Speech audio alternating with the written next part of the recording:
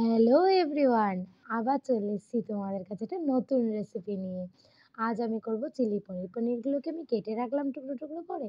এখানে সামান্য কর্নফ্লাওয়ার, ময়দা এবং আদা বাটা, নুন, হলুদ, লঙ্কার গুঁড়ো নিয়ে নেব। তারপরে একটা সামান্য ব্যাটার করে নেব। করে নিয়ে ওতে কোট করে, করে সাদা তেলে পনিরগুলো ভেজে নেব।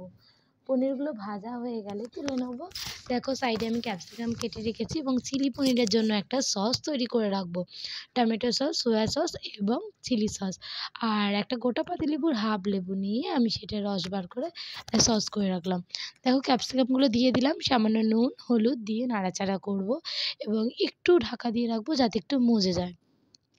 তারপর এখানে আমি অ্যাড করছি আদা বাটা। নিরামিষ দিন যেহেতু সেহেতু শুধু আদা বাটা দিয়েই করছি। তারপরে এটাকে ঢাকা চাপা দিয়ে একটু ভালো মতো সেদ্ধ হয়ে এলে তারপর আমি দিয়ে দেবো এর মধ্যে আমার যেই তৈরি করা সসটা। এই সসটার মধ্যে চিলি সস আছে, টমেটো সস আছে আর আছে সয়া সস। আর এই সামান্য পাতিলেবুর রস। এবার একটু জল দিয়ে আমি এটাকে ভালো করে ফুটতে দেবো।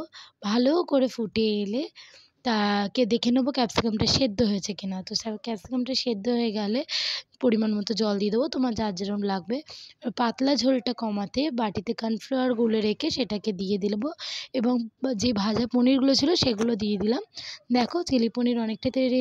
এটা রুটি বা পরোটা দিয়ে জাস্ট জমে যাবে।